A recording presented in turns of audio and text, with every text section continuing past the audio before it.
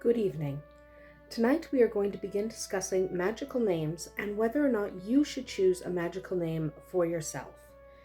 So when you practice magic, and especially during ritual magic or casting a circle, you effectively take on a new persona. This is not your everyday you. This is the magical you. So some magical practitioners, though certainly not all, some of them choose to recognize this alter ego by taking on a new name. A name that is only used during magic or when around other magical practitioners. This name is often called a magical name or a use name or any other monikers. You can call it whatever you like, but a name that you use specifically when you are working magic is a magical name. So should you choose a magical name? Maybe, maybe not. So you will notice that magical names, their popularity kind of comes and goes. Sometimes you will have every practitioner, every pagan author is using a magical name. And other times it's only a few, and that's okay. So whether you choose to use a magical name or not is entirely personal preference. If you don't like the idea, don't use one. If you absolutely love the idea, then you should. There is no hard and fast rule here, regardless of which tradition you might follow or how often you practice or who you practice with. What you are called is up to you. So the decision to take a magical name itself is an intensely personal one. I can't tell you whether or not you should take that magical name for yourself. Assuming a new name is a message to your higher self that a new facet of your personality has been embraced. So it's kind of this is the new me, this is the magical me, and the magical me might go by a different name than the everyday me.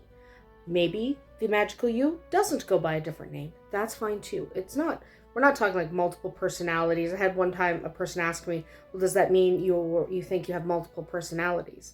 No, that's absolutely not what it means. No, nobody's saying that. It's just a different aspect to your personality. The you decide to be when you are working magic. We all have different facets to our personality.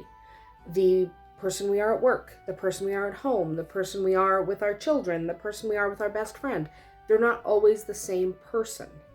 So even though it's the same person, it's not the same attitude. It's not the same you.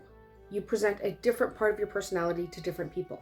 That is well known, that is very common. So whether you choose to name the part of you that works magic a separate name from the you that goes to work is up to you.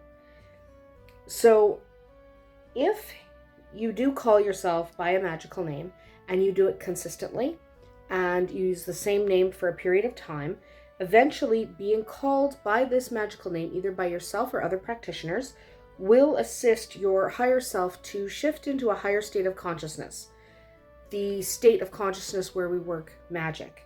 This makes it possible to work magic with greater ease if you can get your brain to go, okay, now we're doing this. Now we're in the frame of mind to cast a spell or perform a ritual.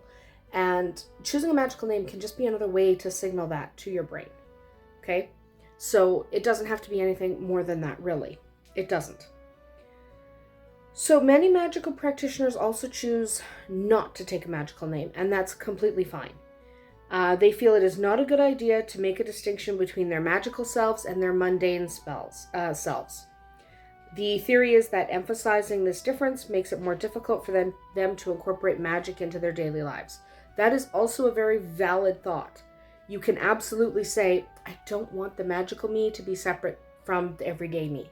I want it to be one and the same person. That is absolutely valid. And you should not criticize anyone for their choice to take a magical name or not take a magical name. It is so intensely personal that no two people will have the exact same response. So it's really important that each practitioner decides for themselves. Even if you're in a coven, some people will use magical names in that coven and some people will not. It's not okay to tell people that they have to or they can't. It's a decision to be made by each individual practitioner. So you need to spend a lot of time deciding whether or not it's right for you, You might want to meditate on the issue. You might want to do some divination, maybe read your tarot cards to get an answer, to figure out if it's something that will work for you. It's also okay to change your mind. So it's okay to take a magical name and use it for a few years and then decide, you know what, I don't need that anymore. I'm not going to be the magical name anymore. I'm just me. That's okay too. It's also okay to go the other way. It's okay to say, I don't need a magical name, and then to change your mind 5 years later. It's also okay to change your magical name. As you change, you can change the name you go by. That is fine. What you shouldn't do is criticize someone else for their decision in this matter, because magical names are intensely personal, and whether or not you use a magical name is up to you, and whether or not they use a magical name is up to them. So what you should do is respect everybody's choice, because each practitioner must decide for themselves if a magical name is appropriate for them. Either choice must be accepted and respected, both by you and for you. So another practitioner has no right to tell you if magical names are silly. You shouldn't take that. Nobody should be telling you that, because magical names are as valid as anything else. If you want to take one, take one. If you do not, then you absolutely should not. So in an effort to make shorter videos, I am going to wrap this up for today. Next time we will come back and we will talk about how to select that magical name for your magical practice. So there are a lot of different ways to do that, and because that'll take a few minutes to explain, and I don't want to do a video that's over 10 minutes right now if I can avoid it, we're going to come back next week and talk about that. But for now, we are finished. Blessed be.